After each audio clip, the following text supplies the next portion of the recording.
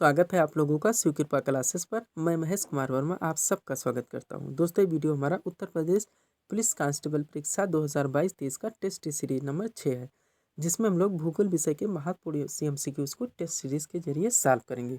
दोस्तों ये सारे टेस्ट सीरीज हमारे आपके उत्तर प्रदेश पुलिस कांस्टेबल की रिटर्न परीक्षा के रिकॉर्डिंग बनाए जा रहे हैं। तो दोस्तों आप लोग इन्हें कांस्टेंट होकर सॉल्व करें। क्वेश्चन कम सही हो तो पुनः इनका रिवीजन करें, ताकि होने वाली उत्तर प्रदेश पुलिस कांस्टेबल की रिटर्न एग्जाम के लिए आप लोग पूर्ण रूप से प्रिपेयर रहें। तो चलिए दोस्तों हम लोग इसे सॉल्व करना शुरू करते हैं। दोस्तों हमारा पहला क्वेश्चन है, सूची 1 को सूची 2 के साथ सम्मिलित करने हैं और नीचे दिए गए विकल्पों में से सही उत्तर का चयन करना है। चलिए दोस्तों हम लोग पहले क्वेश्चन व विकल्प अपने सामने कर लेते हैं, पुनः इन्हें लगाने का प्रयास करते हैं। दोस्तों ये रहा हमारा क्वेश्चन।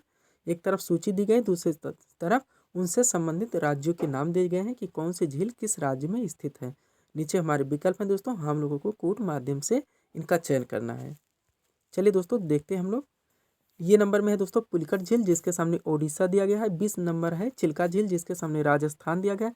सी नंबर है वुलर झील, जिसके सामने तमिलनाडु दिया गया है। और डी नंबर है सांभर झील, जिसके सामने कश्मीर दिया गया है। हम लोगों को दोस्तों कौन सी झील किस राज्य में स्थित है, इस हिसाब से क्वेश्चन के आंसर देने हैं।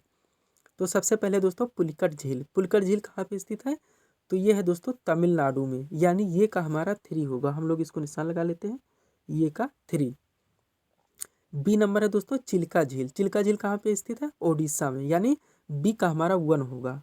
2 कुट हमारे निकल आए दोस्तों। अब हम लोग एलिमिनेशन पद्धति को अपनाकर अपने आंसर निकालने की कोशिश करेंगे। यानी ये का 3 आ रहा है, ये का 3 देखते हैं किस में है, तो ये का 3 हमारा ये और बी 2 में है, यानी हमारे डी और सी आंसर यहाँ पे नहीं होगा, ये दोनों हमारे कट गए। दोस्तों इस तरह से आप लोग कोड के क्वेश्चन को सॉल्व करेंगे तो क्वेश्चन दोस्तों कम समय में और इजी तरह से सॉल्व होंगे। सारे दोस्तों आपको विकल्प ना भी आ रहे हैं तो आपके आंसर दोस्तों निकल आएंगे। केवल ये का 3 मिला दोस्तों, तो ये का 3 आपका ये और बी में है। इस तरह से दोस्तों हम लोगों ने केवल ये का 3 ही निकालने से दोस्तों, जहाँ हमारे क्वेश्चन सॉल्व होने के 25% संभावना थी, यानी 4 विकल्प थे, वहाँ केवल 2 विकल्प बचे थे, यानी क्वेश्चन सॉल्व होने के 50% संभावना हो गई।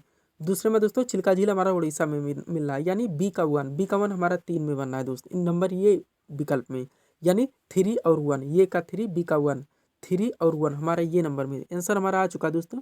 केवल इस तरह के क्वेश्चन दोस्तों आपको देखने में डिफिकल्ट लगते हैं दोस्तों, लेकिन अगर हम इनको सॉल्व करें दोस्तों एलिमिनेशन पद्धति को अपनाकर, तो बहुत ईजी तरह से दोस्तों हम लोग क्वेश्चन के आंसर तक पहुंच जाते हैं। अब दोस्तों और 2 देख लेते हैं। वुलर झील कहाँ पे है, वुलर झील है कश्मीर में, यानी हमारा सी का 4 होगा, सी का 4 हमारा या ये में मिल ही रहा है। और डी का दोस्तों सांभर झील, सांभर झील हमारा राजस्थान में है, यानी डी का हमारा 2 होगा। तो इस तरह से दोस्तों हमारे क्वेश्चन के आंसर मिल गए, यानी ये का 3, वी का 1, सी का 4 और डी का 2, 3 1 4 2 हमारे विकल्प नंबर ये में है। एक बार इसका और रिवीजन करेंगे दोस्तों, ताकि आप लोग अच्छी तरह से समझ ले जाएं। चलिए एक बार और लगाने का प्रयास करते हैं। तो सबसे पहले पुलिकट झील कहाँ पे है, तमिलनाडु में, यानी ये का हमारा 3 हो गया। ये का 3 हमारा मिलना दोस्तों ये में और बी में, बाकी ये दोनों विकल्प हमारे गलत हो चुके हैं, यानी ये की लगाने से दोस्तों क्वेश्चन के सही होने की संभावना 50%। बी चिल्का झील, चिल्का झील ओडिशा में है, तो हमारा बी का क्या होगा 1 होगा। तो 3 और 1 हमारा केवल विकल्प नंबर ये मिल रहा है, हमारा आंसर मिल चुका था दोस्तों। और हम रिवीजन करने के लिए देख लेते हैं, बुलर झील हमारा कश्मीर में है और सांभर झील राजस्थान में है। चलिए एक बार इसका और रिवीजन करेंगे दोस्तों। यहाँ पे हम लोग वुलर झील तमिलनाडु, चिल्का झील, एक मिनट दोस्तों, वुलर झील पुलिकट झील तमिलनाडु, चिल्का झील उड़ीसा, वुलर झील कश्मीर और सांभर झील राजस्थान, ये थे दोस्तों हमारे रिवीजन के आंसर। आगे चलेंगे क्वेश्चन नंबर 2 पे। इस तरह के दोस्तों हम और क्वेश्चन लगाएंगे, ताकि आपके एग्जाम में ऐसे क्वेश्चन आए तो आपसे गलत ना हो। क्वेश्चन नंबर 2 है दोस्तों, मुल्ला पेरियार बांध का विवाद किन राज्यों से संबंधित है। वेरी वेरी इंपॉर्टेंट क्वेश्चन है दोस्तों। मुल्ला पेरियार बांध का विवाद किन राज्यों से संबंधित है। ये नंबर है कर्नाटक और तमिलनाडु, बी नंबर है तमिलनाडु और केरल, सी नंबर है केरल और कर्नाटक, डी नंबर है आंध्र प्रदेश और कर्नाटक। तो हमारा सही आंसर होगा दोस्तों यहाँ पे तमिलनाडु और केरल। मुल्ला पेरियार बांध का जो विवाद चल रहा है दोस्तों, ये तमिलनाडु और केरल 2 राज्यों के बीच में चल रहा है। कभी कभी पूछ लिया जाता है दोस्तों, मुल्ला पेरियार बांध जो विवाद में चल रहा है ये किस नदी पे स्थित है, तो ये है आपका पेरियार नदी पर। कौन से, पेरियार नदी पर। नेक्स्ट देखेंगे क्वेश्चन नंबर 3 को। पृथ्वी की अपनी कक्षा में गति बताना। दोस्तों आप लोग जानते हैं पृथ्वी की 2 गतियां हैं, एक दैनिक एक वार्षिक। दोस्तों दैनिक गति से दिन रात होते हैं, वार्षिक गति से दोस्तों ऋतुओं में परिवर्तन होता है। अब यहाँ पूछा जा रहा है दोस्तों कि पृथ्वी अपनी कक्षा में किस गति में घूमती है, किस दिशा में घूमती है। तो दोस्तों हमारा सही आंसर होगा पश्चिम से पूर्व, यानी विकल्प नंबर ये यहाँ पे हमारा आंसर होगा। पृथ्वी की जो अपनी कक्षा में गति है वो पश्चिम से पूर्व है। नेक्स्ट देखेंगे क्वेश्चन नंबर 4 को। 4 नंबर क्वेश्चन है पारादीप बंदरगाह स्थित है, पारादीप बंदरगाह स्थित है, हमें बताना है दोस्तों कहाँ पे स्थित है। ये नंबर केरल है, बी आंध्र प्रदेश है, सी ओडिशा है और डी नंबर तमिलनाडु है। तो पारादीप बंदरगाह स्थित कहाँ है दोस्तों, वेरी वेरी इंपॉर्टेंट क्वेश्चन है। तो हमारा सही आंसर होगा ओडिशा, यानी विकल्प नंबर सी पारादीप बंदरगाह ओडिशा होगा। आप लोग भी दोस्तों बराबर इसका रिवीजन करते रहिए। क्षिप्रा नदी किसकी सहायक नदी है, ये बताना दोस्तों क्वेश्चन नंबर 5 में। क्षिप्रा नदी किसकी सहायक नदी, ये नंबर सोन है, बी चंबल है, सी यमुना है, डी रिहंद है। तो किसकी सहायक नदी है दोस्तों, ये हमारा थंबनेल का भी क्वेश्चन है। तो हमारा आंसर होगा दोस्तों चंबल नदी। कौन सी, चंबल नदी, यानी विकल्प नंबर बी क्षिप्रा नदी चंबल नदी की सहायक नदी है। नेक्स्ट देखेंगे 6 नंबर क्वेश्चन। गल्फ स्ट्रीम क्या है दोस्तों, गल्फ स्ट्रीम पूछा जा रहा है, वेरी वेरी इंपॉर्टेंट क्वेश्चन है। यह है एक नदी, बी है ये महासागरीय धारा, डी है जेट स्ट्रीम का दूसरा नाम और डी नंबर है एक धरातलीय हवा। तो हम बता देते हैं दोस्तों जेट स्ट्रीम, गल्फ स्ट्रीम दोस्तों ये अटलांटिक महासागर में प्रवाहित होने वाली ये गर्म जलधारा है। और सटीक बात करें दोस्तों तो ये गल्फ स्ट्रीम अटलांटिक महासागर के उत्तरी छोर में, यानी ऐसा कह सकते हैं कि गल्फ स्ट्रीम उत्तरी अटलांटिक महासागर में प्रवाहित होने वाली ये गर्म महासागरीय धारा है। तो हमारा आंसर मिल चुका दोस्तों, एक महासागरीय धारा। कैसी धारा कैसी दोस्तों, शीत है या गर्म है, तो एक गर्म जलधारा है। कहाँ प्रवाहित होती है, अटलांटिक महासागर। छोर पूछे दोस्तों तो उत्तरी अटलांटिक महासागर। नहीं देखेंगे 7 नंबर क्वेश्चन। उगते सूर्य का देश पूछा जा रहा है दोस्तों, बार बार आप लोगों ने जीके में पढ़ा होगा उगते सूर्य का देश, तो ये जापान को कहा जाता है, यानी विकल्प नंबर बी यहाँ पे हमारा आंसर होगा। नहीं देखें 8 नंबर क्वेश्चन। स्टेनली जलप्रपात किस नदी पर स्थित है, ये पूछा जा रहा है दोस्तों, बार बार पूछा गया क्वेश्चन है। स्टेनली जलप्रपात किस नदी पर स्थित है, तो हमारा सही आंसर होगा दोस्तों कांगो नदी, यानी विकल्प नंबर बी स्टेनली जलप्रपात कांगो नदी पर स्थित है। नहीं देखेंगे 9 नंबर क्वेश्चन। लंदन किस नदी के किनारे स्थित है दोस्तों, नदियों के किनारे स्थित शहर, इनसे संबंधित क्वेश्चन आपके एग्जाम में पूछे ही जाते हैं। इसलिए दोस्तों हम लोग ये वीडियो में विश्व स्तर पर जितने भी मेन शहर हैं और उसी वीडियो में दोस्तों भारत में जितने भी मेन शहर हैं वो किस नदी के तट पर स्थित है, ये हमें दोस्तों एक स्पेशल वीडियो आप लोगों के लिए 1 ही 2 दिन में बनाएंगे, आप लोगों को प्रोवाइड करेंगे। फिर भी दोस्तों यहाँ पे आप रिवीजन करते रहिए, क्योंकि यहाँ से दोस्तों क्वेश्चन आते ही हैं। चलिए देखते हैं इसको। लंदन किस नदी के तट पर स्थित है, यह है राइन, बी है टेम्स, सी है सीन और डी है हडसन। तो हमारा सही आंसर क्या होगा दोस्तों, टेम्स नदी, यानी विकल्प नंबर बी लंदन टेम्स नदी के तट पर स्थित है। नेक्स्ट देखेंगे दोस्तों क्वेश्चन नंबर 10 नंबर क्वेश्चन दोस्तों, चीन सागर में उठने वाला, चीन सागर में ऐसा भी कह सकते हैं आने वाले उष्णकटिबंधीय चक्रवात को क्या कहा जाता है। सबसे पहले जान लिए दोस्तों, चीन सागर में जो चक्रवात आते हैं वो उष्णकटिबंधीय होते हैं, यानी ऐसे भी पूछा जाते हैं दोस्तों, चक्रवातों के नाम दिए जाते हैं। आपसे पूछा जाता है कि उष्णकटिबंधीय है, उपोष्ण है, शीतोष्ण है, शीतकटिबंधीय चक्रवात है। तो ये क्या है दोस्तों, चीन सागर में जो चक्रवात आते हैं वो उष्णकटिबंधीय चक्रवात होते हैं। अब नाम पूछा जा रहा है, उनका नाम क्या दिया जाता है, तो बताते हैं दोस्तों। ये number typhoon, B tsunami, D tornado और डी हरिकेन। तो कौन सा होगा दोस्तों हमारा सही आंसर यहाँ पे, तो हमारा आंसर होगा दोस्तों टाइफून, यानी विकल्प नंबर ये यहाँ पे हमारा सही आंसर होगा। आगे चलेंगे दोस्तों 11 नंबर क्वेश्चन पे। सब्सक्राइब करें दोस्तों आप हमारे चैनल सही कृपा क्लासेस को इसी तरह के वीडियोस के लिए। दोस्तों अगर हमारे वीडियो से संबंधित या फिर आपके दोस्तों वैकेंसी यानी उत्तर प्रदेश पुलिस कांस्टेबल से संबंधित कोई भी जानकारी या डाउट्स हो तो आप लोग मुझे कमेंट्स कर सकते हैं। नेक्स्ट देखेंगे 11 नंबर क्वेश्चन। क्वेश्चन है दोस्तों, मानचित्र में समुद्र तल से समान ऊंचाई के स्थानों को मिलाने वाली रेखाओं को क्या कहते हैं, यानी मानचित्र में जो समुद्र तल से समान ऊंचाई वाले स्थानों को मिलाने वाली रेखाएं हैं उनको क्या कहा जाता है, ये पूछा जा रहा है। ये नंबर है आइसोहाइट रेखाएं, बी है आइसोबार रेखाएं, सी है आइसोथर्म रेखाएं और डी है कंटूर रेखाएं। तो हमारा आंसर क्या होगा दोस्तों, आइसोहाइट रेखाएं, आइसोहाइट रेखाएं। इनसे संबंधित भी दोस्तों हम लोग बराबर क्वेश्चन को सॉल्व करते रहेंगे। नहीं देखेंगे 12 नंबर क्वेश्चन दोस्तों, विश्व में प्राकृतिक रबड़ का सबसे बड़ा उत्पादक देश। दोस्तों क्वेश्चन 2 तरह से पूछे जाते हैं, ये प्राकृतिक रबड़, एक कृत्रिम रबड़। क्वेश्चन हमारा यहाँ पे है प्राकृतिक रबड़, तो हमारा सही आंसर होगा दोस्तों इंडोनेशिया, यानी विकल्प नंबर बी।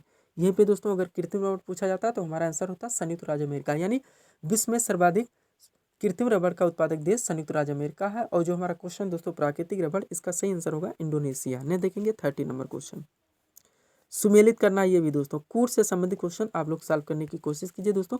ऐसे क्वेश्चन अब ज़्यादा से ज़्यादा अधिकांश मात्रा में पूछे जाते हैं, नए नए क्वेश्चन दोस्तों पूछे जाते हैं। ये नंबर है पिट्सबर्ग जिसके सामने बंदरगाह दिया गया है, बी नंबर शिकागो जिसके सामने मोटरगाह।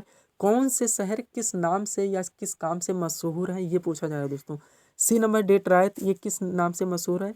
डी नंबर दोस्तों न्यूयॉर्क जिसके सामने कृषि मशीनरी दिया गया है। हमें बताना है दोस्तों कौन सा शहर किस नाम से प्रसिद्ध है? तो चलिए दोस्तों हम लोग इसे लगाने की कोशिश करते हैं। नंबर ये है पिट्सबर्ग। पिट्सबर्ग किस लिए प्रसिद्ध है दोस्तों? सबसे पहले ये हमें बताना है। तो पिट्सबर्ग है दोस्तों लौह इस्पात कारखानों के लिए प्रसिद्ध, यानी ये का हमारा 3 होगा। पिट्सबर्ग जो है वो लौह इस्पात कारखानों के लिए प्रसिद्ध है। अब देखते हैं विकल्प दोस्तों। तो दोस्तों आप तुरंत ही इससे क्वेश्चन कीजिए, अगर आपको ये विकल्प कोई भी एक विकल्प मिले, ABCD का कोई भी एक सही मिले, तुरंत आप विकल्प की तरफ जाइए और एलिमिनेशन कोशिश करने की कोशिश कीजिए।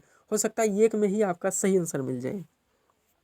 तो ये का हमारा 3 जा रहा है, ये क्या 3 मिलाते हैं, 2 हमारे कट गए दोस्तों, B और C कट गया, ये और D में आंसर होगा। यानी दोस्तों जहाँ 4 विकल्प थे केवल 2 विकल्प बचे हैं। अब देखते हैं B नंबर, शिकागो दिया गया है। तो शिकागो किस लिए प्रसिद्ध है? कृषि मशीनरी के लिए, यानी हमारा B का क्या होगा, 4 होगा। यानी ये का हमारा 3, B का 4। अब 3 और 4 विकल्प में देखेंगे, अभी हमारा चल रहा है दोस्तों 3 4 इसलिए आगे भी हम लोगों को देखना पड़ेगा। C number Detroit. अब डेट्रायट किस लिए प्रसिद्ध है दोस्तों? तो डेट्रायट मोटर गाड़ी उद्योग के लिए प्रसिद्ध है, यानी हमारा आएगा C का 2 आएगा। तो ये का 3, B का 4 और C का 2, ये का 3 4 और 2 हमारा D में मिला दोस्तों, हमारा आंसर मिल चुका है। विकल्प नंबर D हमारा आंसर होगा। पिट्सबर्ग लौह इस्पात के लिए प्रसिद्ध, शिकागो दोस्तों कृषि मशीनरी के लिए प्रसिद्ध, डेट्रायट दोस्तों मोटर गाड़ी के लिए प्रसिद्ध, और न्यूयॉर्क दोस्तों ये भी एक बंदरगाह के नाम से मशहूर है। तो 3 4 2 1 हमारा आंसर है दोस्तों विकल्प नंबर D। नेक्स्ट देखेंगे क्वेश्चन नंबर 14। किस देश का प्राचीन नाम पर्सिया है, ये हमें बताना दोस्तों 14 नंबर क्वेश्चन में। तो पर्सिया किसका पुराना नाम है? ईरान का। मेसोपोटामिया किसका है? इराक का। नेक्स्ट देखेंगे क्वेश्चन नंबर 15। प्रेरी घास का मैदान विस्तृत है कहाँ पे दोस्तों, ये बताना है दोस्तों। थोड़ा हम इस पर बात करेंगे।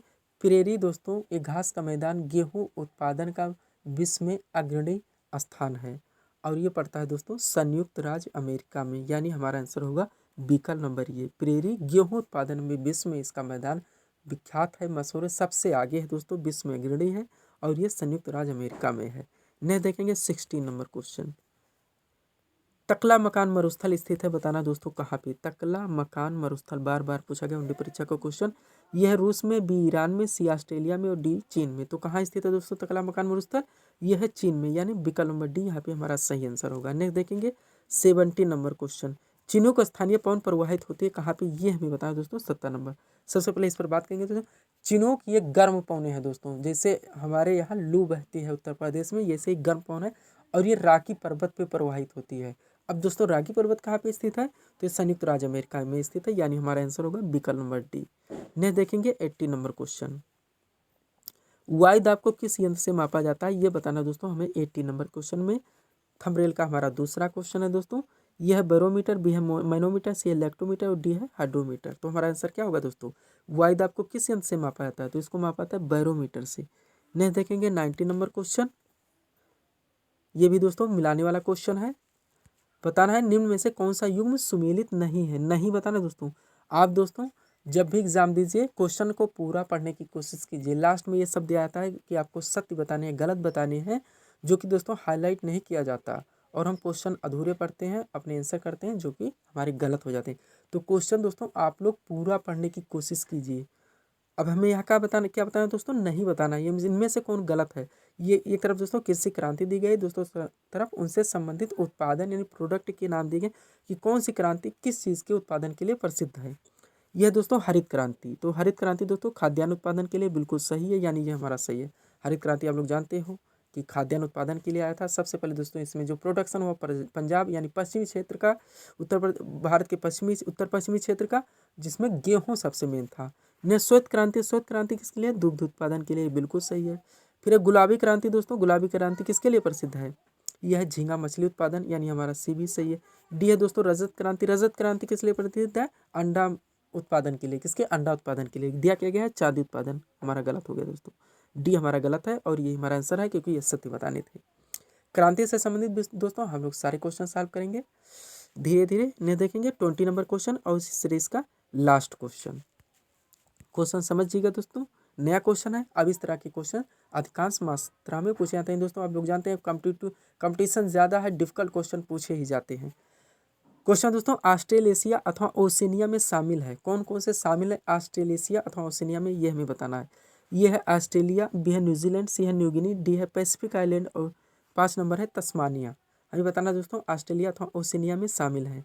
तो दोस्तों हमारा आंसर होगा विकल्प नंबर D 1 2 3 4 5, ये पांचों दोस्तों Australia, New Zealand, New Guinea, Pacific island और तस्मानिया, ये पांचों मिलकर ही ऑस्ट्रेलेशिया अथवा ओशिनिया कहलाते हैं। इससे संबंधित थोड़ा और क्वेश्चन सॉल्व करेंगे दोस्तों, समझेंगे। यहाँ पे नोट में मेलानेशिया है, नोट में दिया गया है। तो दोस्तों सबसे पहले मेलानेशिया, तो मेलानेशिया में बताने कौन कौन से शामिल होते हैं। जैसे हम लोगों ने अभी ऑस्ट्रेलेशिया और ओशिनिया में देखा, तो मेलानेशिया में शामिल होते हैं दोस्तों आर्यन, जावा, इंडोनेशिया। आप लोग इसका रिवीजन कर लीजिएगा एक मिनट दोस्तों, फिर से निशान लगाते हैं। मेलानेशिया में सबसे पहले आर्यन, जावा यानी इंडोनेशिया शामिल है, फिजी शामिल है, न्यू कैलेडोनिया शामिल होते हैं यानी फ्रांस का पूरा क्षेत्र, पापुआ न्यू गिनी, सोलोमन द्वीप और वानुआतू, ये मिलकर दोस्तों मेलानेशिया कहलाते हैं। उसके बाद है माइक्रोनेशिया। माइक्रोनेशिया में कौन शामिल है, उत्तरी मरियाना, कैरोलिन, मार्शल द्वीप समूह, गिलबर्ट द्वीप, ये सारे मिलकर दोस्तों माइक्रोनेशिया कहलाते हैं। क्वेश्चन पूछे जाते हैं दोस्तों, ये इंपॉर्टेंट क्वेश्चन है आपके लिए।